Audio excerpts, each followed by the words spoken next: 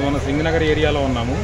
Singh Nagar area నుంచి లోపల కాలనీల్లో ఉన్నటువంటి ప్రజల్ని చాలా జాగ్రత్తగా ఎన్డీఆర్ఎఫ్ సిబ్బంది బోటు సహాయంతో తీసుకొస్తున్నారు. ఇప్పుడు మీరు చూడొచ్చు, అక్కడ ఈ బోట్లు చాలా ఉన్నాయి. NDRF national disasters response force వాళ్ళవి. వాళ్ళు కిలోమీటర్ల పరిధి వరకు లోపలికి వెళ్ళి లోపల ముంపు ప్రాంతాల్లో కాలనీల్లో ఉన్నటువంటి వాళ్ళని తీసుకొస్తున్నారు. తీసుకొచ్చి వాళ్ళకి నిత్యావసర వస్తువులు అవన్నీ తీసుకుని మళ్ళీ వాళ్ళు వాళ్ళ కాలనీలకి వెళ్తున్నారు. ఈ విధంగా గత 3-4 రోజుల నుంచి కూడా ఈ కేంద్ర బలగాలు కానీ రాష్ట్ర బలగాలు కానీ చాలా చిత్తశుద్ధితో అంకితభావంతో పనిచేస్తున్నాయి.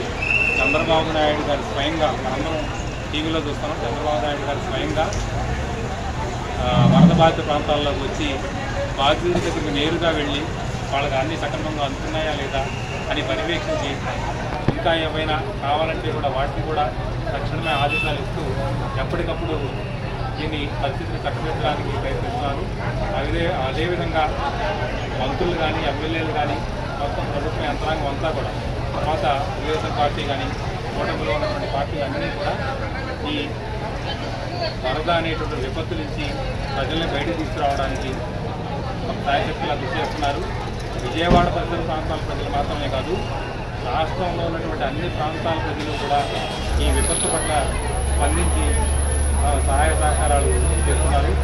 ఆహారం కానీ, లేదంటే నీళ్లు కానీ, లేదంటే చీరలు కానీ, దుప్పట్లు కానీ ఇలా పంపిస్తూ అనేక రకాలుగా సహాయం చేస్తున్నారు. ప్రజల అభిప్రాయం ప్రకారం ఈ వరద తాకిడి అనేది ఈ ప్రాంతంలో మరో 3-4 రోజులు ఉంటుందంటున్నారు. ప్రభుత్వం అయితే, చంద్రబాబు నాయుడు గారు చెప్పడం అయితే, ప్రభుత్వం ఎటువంటి పరిస్థితికైనా ఎన్ని రోజులు పట్టినా కానీ పూర్తిగా ప్రజలు సాధారణ స్థితి నెలకొల్పే వరకు ప్రభుత్వ యంత్రాంగం పూర్తిగా పనిచేస్తుందని చెప్పేసి చంద్రబాబు నాయుడు గారు చెప్పడం మనం చూసాము. మొన్న రాత్రి 12 నారా చంద్రబాబు నాయుడు గారు మా ఇబ్రహీంపట్నం రింగులోకి వచ్చి ప్రజలందరినీ కూడా, అక్కడ చిక్కుకుపోయిన ప్రజలందరినీ కూడా తీసుకొచ్చి ఒడ్డుని చేర్చడం జరిగింది. అలాగే మాకు ఆయన అందించిన సౌకర్యాన్ని బట్టి మేము ఎంతో సంతోషిస్తున్నాం. మరి ఈ ప్రభుత్వంలో కూడా మమ్మల్ని చాలా బాగా చూస్తున్నారు. మాకు కావాల్సిన వసతులు ఇచ్చి ఇంకా మీకు ఏం కావాలన్నా సరే మా ప్రభుత్వం చర్య తీసుకుంటుందని చెప్పారు నారా చంద్రబాబు నాయుడు గారు. చెప్పి మరి అందరిని కూడా, ఇంకా ఎవరైతే చిక్కుకుపోయిన వాళ్ళందరినీ కూడా తీసుకొస్తామని చెప్పారు. ఈ తుఫాన్కి, ఈ వర్షాలకి, భారీ వర్షాలకి మిమ్మల్ని లోతట్టు ప్రాంతాలకు తీసుకొచ్చారు కదా, ఇక్కడ ఎలా జరుగుతుందమ్మా? పాలు, రొట్టి, భోజనము అన్ని బ్రహ్మాండంగా దొరుకుతుంది. దుప్పట్లు కప్పుకోవటం, దుప్పట్లు కూడా ఇచ్చారయ్యా. అన్ని బాగా చూస్తున్నారు, మమ్మల్ని చాలా బ్రహ్మాండంగా చూస్తున్నారు. చంద్రబాబు నాయుడు గారికి చెప్పండి, ఇలా ఉన్నారు ముసలోళ్ళని, మీరు బాగా ఉండడం, మేము బాగా చూస్తున్నారు మమ్మల్ని. చాలా బ్రహ్మాండంగా ఉండే భోజనాలు అవి కూడా, పాలు, రొట్టి కూడా, దుప్పట్లు కూడా ఇస్తున్నారయ్యా. దుప్పట్లు కూడా ఇస్తున్నారు మాకు, చాలా బాగుంది. బిస్కెట్ ప్యాకెట్లు అన్ని ఇస్తున్నారు, చక్కగా చూస్తున్నారు, చాలా బ్రహ్మాండంగా చూస్తున్నారయ్యా. ఇక్కడ గత 2-3 రోజుల నుంచి కూడా వాతావరణం అంతా కూడా చాలా ఇబ్బందికరంగా ఉంది. సో దీనిపై మీ స్పందన ఏంటి? అంటే చాలా ఇదిగా ఉంది, బాగానే చూస్తున్నారు. ఆహారం, వాటర్, పాలు, బిస్కెట్లు అన్నీ ఇస్తున్నారు, లోటు లేకుండా జరుగుతున్నాయి. జగన్మోహన్ రెడ్డి అదే పని మీద తిడుతున్నాడు, చంద్రబాబు నాయుడు గారు పట్టించుకోలేదు అని అంటున్నాడు. అంటే జగన్మోహన్ రెడ్డి అంటే ప్రజలను పట్టించుకోలేదు, ప్రజలు ఇష్టసారంగా ఇబ్బంది పడుతున్నారు. అంటే ఇప్పుడు చంద్రబాబు నాయుడు గారి వయసు ఎంతండి? ఈ వయసులో ఆయన చేస్తున్నా అంటే దాన్ని మీరు అంటే అసలు ఇంత నీరు ఇక్కడికి ఎందుకు వచ్చింది? కారణం ఏంటి? ఎవరి వల్ల? ఎందువల్ల? జగన్మోహన్ రెడ్డి వల్ల నీరు ఇంత రావడం కారణం ఏంటి చెప్పండి.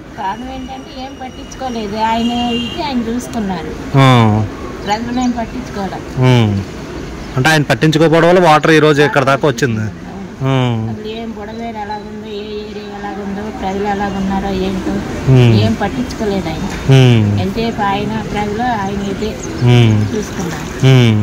ఉండేవాళ్ళు తిన్నారా, ఉన్నారు, ఏమీ లేదు. ఈయన ఇప్పుడు కూడా చంద్రబాబు నాయుడు గారు ఇప్పుడు కూడా అన్ని పంపిస్తున్నారండి, ఏ లోటు లేకుండా జరుగుతుంది.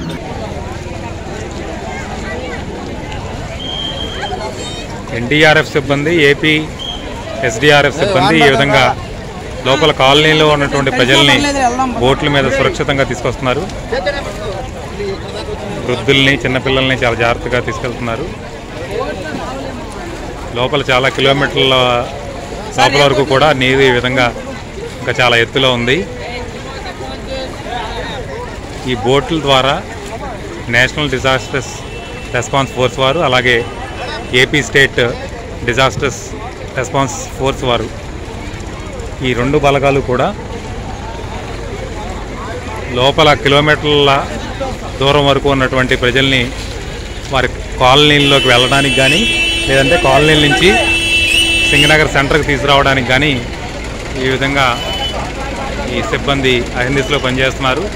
గత 3-4 రోజులుగా ఈ కార్యక్రమం అనేది నిర్విఘ్నంగా కొనసాగుతోంది. చంద్రబాబు నాయుడు గారు స్వయంగా సహాయ కార్యక్రమాలను పర్యవేక్షించడం మనం చూసాం. ఆ స్ఫూర్తితో మంత్రులు కానీ, ఎమ్మెల్యేలు, అధికార యంత్రాంగం, స్వచ్ఛంద సేవా సంస్థలు, తర్వాత తెలుగుదేశం పార్టీ, కూటమి పార్టీలు, జనసేన, బీజేపీ కార్యకర్తలందరూ కూడా సహాయ కార్యక్రమాల్లో చాలా విరివిగా పాల్గొనడం మనం చూస్తున్నాము. అవునండి, ఇక్కడ సింగనగర్ బ్లాక్ నెంబర్ 7లో ఉంటానన్నమాట. గత 4-5 రోజుల నుంచి ఈ వరద ప్రభావం వల్ల చాలా అంటే చాలా ఇబ్బందులు పడుతున్నాం. కరెంట్ లేదు, కరెంట్ వల్ల వాటర్ లేదు, వాటర్ లేకపోవడం వల్ల ఎంత ఇబ్బందులు అంటే అన్ని ఇబ్బందులుగా ఉంది.